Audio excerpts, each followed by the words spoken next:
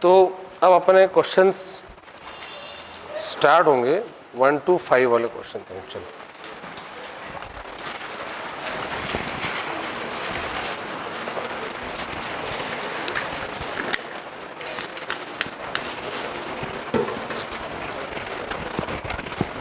देखो, क्वेश्चंस जो है,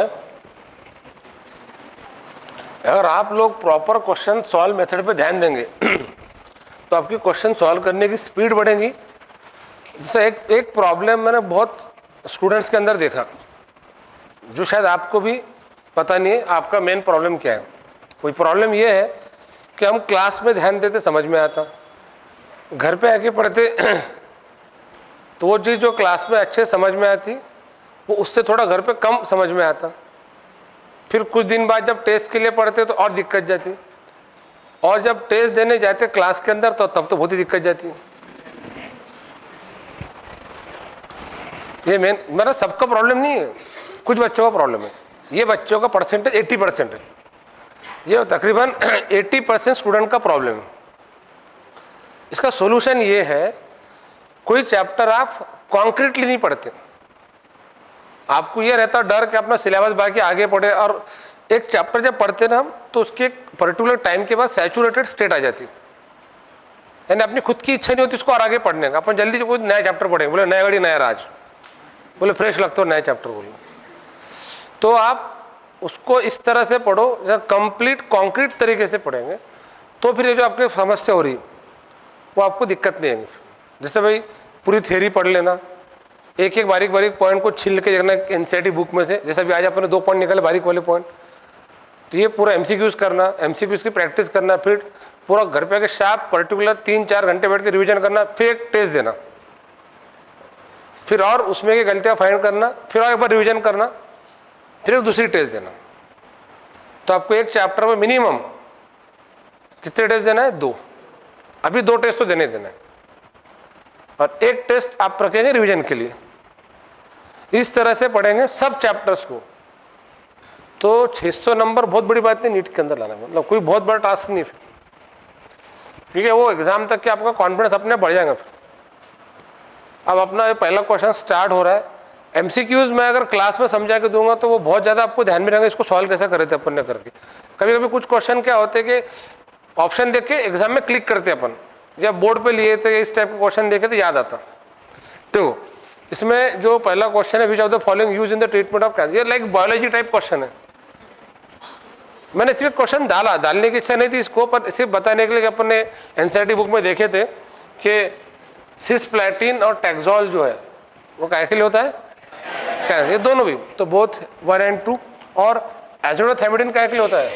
एड्स पेशेंट के लिए यूज करते हैं। तो ये दोनों पॉइंट हो गए इसके अंदर के। ये क्वेश्चन डालने की इच्छा नहीं थी मेरी, सिर्फ इस टाइप का क्वेश्चन बनता है एनसीईआरटी बुक बेस्ड। तो पहला क्वेश्चन हो गया।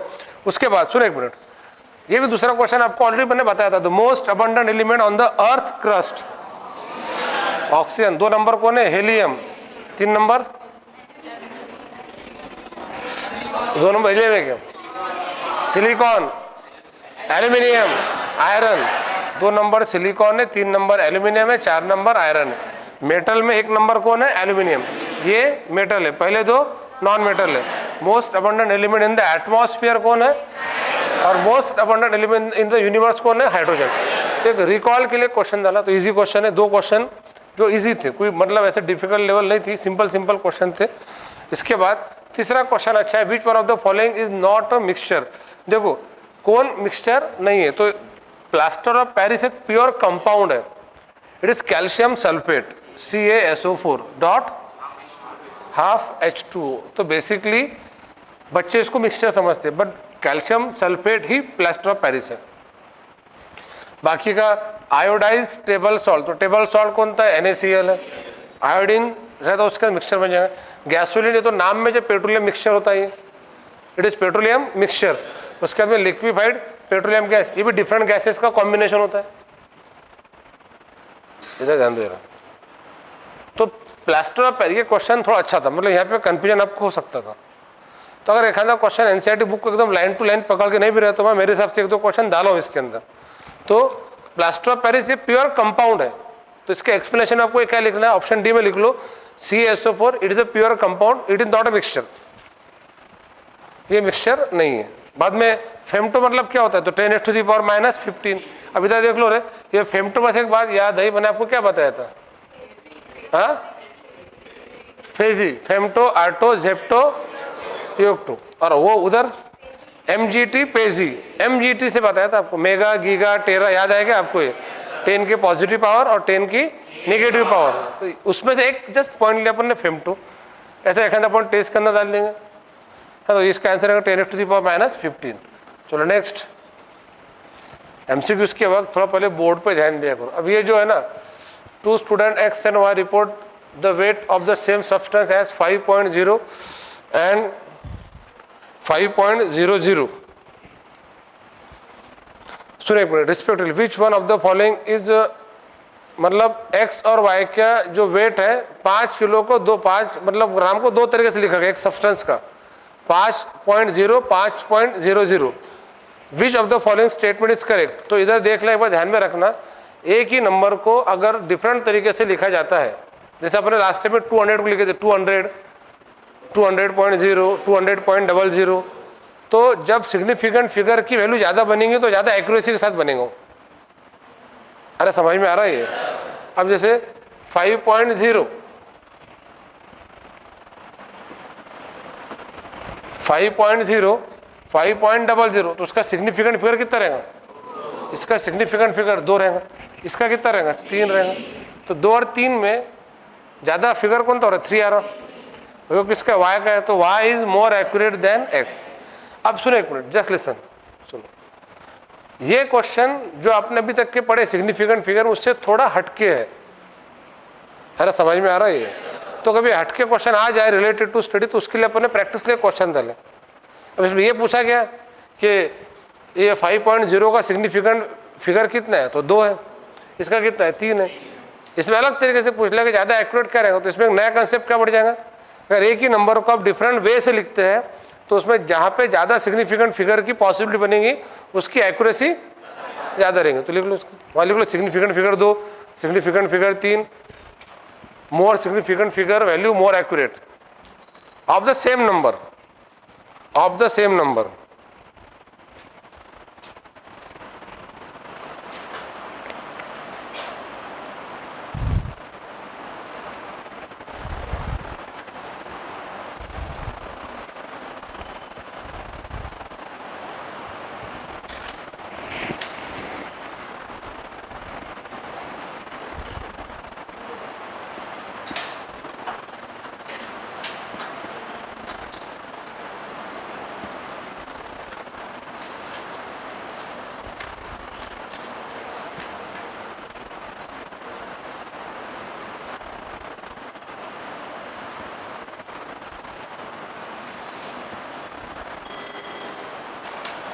क्वेश्चन नंबर 6 जो है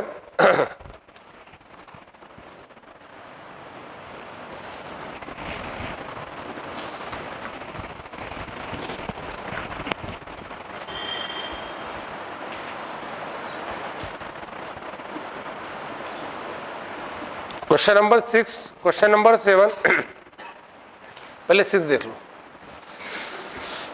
क्वेश्चन नंबर 6 में ये भी अपने सॉल्व करें।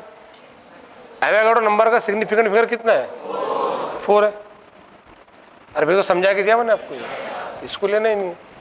और इसमें और क्वेश्चन नंबर 6 के बाद क्वेश्चन नंबर 8 देख लो, क्या दिया हुआ है कि which of the following data is only 4 significant figure, ये नंबर दिया गया ऑप्शन में। तो ध्यान में रहेगा एवोगाड्रो नंबर का सिग्निफिकेंट फिगर कितना है, 4 है। और क्वेश्चन नंबर जो 7 है, इसमें करेक्शन है, मैं कल क्लियर करके दूंगा आपको। इसमें हल्की सी करेक्शन है, वो कल होंगी क्लियर, कल के इसमें लेंगे नेक्स्ट में। एक मिनट, तो क्वेश्चन नंबर 7 ये है, इसमें करेक्शन है। क्वेश्चन नंबर 8 ये जो है, which of the following has only 4 significant figure. इधर देख लो, देखो ठीक है, आपको पता ये इसमें 4 है, इसकी सिग्निफिकेंट फिगर कितनी है, ये नहीं है, ये नहीं है, ये है। अरे अभी देखे ना अपन ने, ये तीनों भी है इसके अंदर, ये तीनों भी है। हाँ, अगर ये 1.200 रहता तो फिर 4 हो जाते थे। अरे समझ में आ रहा है क्या, 0 जगह 1 रहता तो सिग्निफिकेंट फिगर के क्वेश्चन सॉल्व करते आएंगे। चलो ठीक है,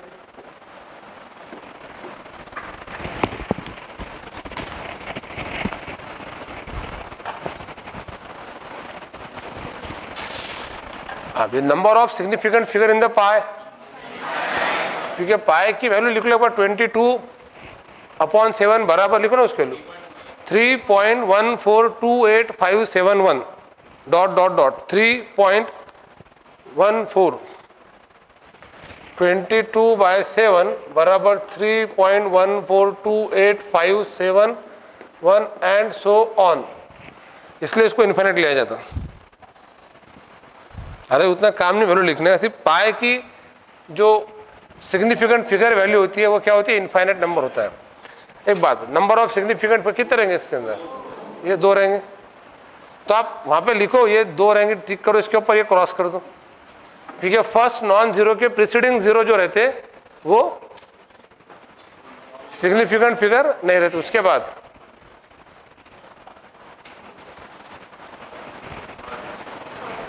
क्या रहेगा इसका answer, in which of the following, सभी जीरो सिग्निफिकेंट कब रहेंगे, ये थर्ड रहेगा 20.0000। डेसिमल पॉइंट बहुत इंपॉर्टेंट, फिर बोले सर इसमें क्यों नहीं, तो इसके पहले डेसिमल के इधर क्या है, नॉन जीरो नहीं है, इसमें भी नॉन जीरो नहीं है, मतलब इसमें जीरो, मतलब डेसिमल पॉइंट के पहले अगर नॉन जीरो रहा तो डेसिमल बाद के जो जीरो रहते वो क्या बन जाएंगे, सिग्निफिकेंट फिगर। अरे समझ में आ रहा है ये,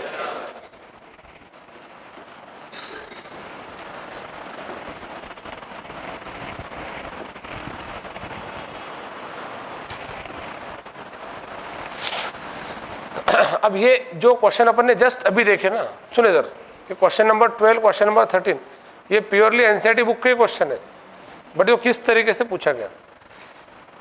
the correctly reported answer of the addition 4.523, 2.3 and 6.24। अब आपको इनकी सबकी क्या करना था, एडिशन करना था। 13.063 आता, इसका आंसर डायरेक्ट लिख दे रहा हूँ, 13 टाइम पास ना होकर 063। अब 13.063 को अभी अपना जो, एक मिनट, अभी इसमें 2 चीज सीखी अपने, बोर्ड पे ध्यान देने इधर, ये प्लस ये एडिशन बोला गया। तब इसमें अपना देख लो कि डेसिमल के बाद 3 डिजिट है, डेसिमल के बाद 1 डिजिट है, डेसिमल के बाद 2 डिजिट है, तो मोर प्रिसाइज इसके अंदर 2.3 है। डेसिमल के बाद मिनिमम डिजिट जो रहेंगे उसके हिसाब से इसका ओवरऑल आंसर कन्वर्ट करना पड़ेगा, उसमें लगाना पड़ेगा मोर देन 5 वाला रूल। जैसे राइट मोस्ट डिजिट 6, अब अपने डेसिमल के बाद 1 डिजिट चाहिए, तो इसको अपन ऐसे भी लिख सकते हैं 13.0 और 13.1, तो एक्यूरेट आंसर क्या रहेगा इसमें 13.1। मतलब इसको अपन डेसिमल के बाद 1 डिजिट के फॉर्म में लिखने के लिए हमको ये 2 हटाना पड़ेंगे, इसको तो छोड़ दो, अपन इसको देखो पहला डिजिट जो है तो ये मोर देन 5 है, तो इसको 1 से बढ़ाना पड़ेगा, तो इसका आंसर आएगा 13.1। और 13.1 के अंदर सिग्निफिकेंट फिगर कितने रहेंगे, तो 3 रहेंगे, तो इसका आंसर 3 रहेंगे। अब अगर कोई बच्चा ईमानदारी से सॉल्व करे, देख लो बोर्ड पे, ये प्लस ये का एडिशन ये आ रहा, और according to this significant figure 1 2 3 4 5, तो 5 भी है, पर ये आंसर नहीं है। अरे समझ में आ रहा है कि, लिख लो ऐसे, लिख लो फास्ट।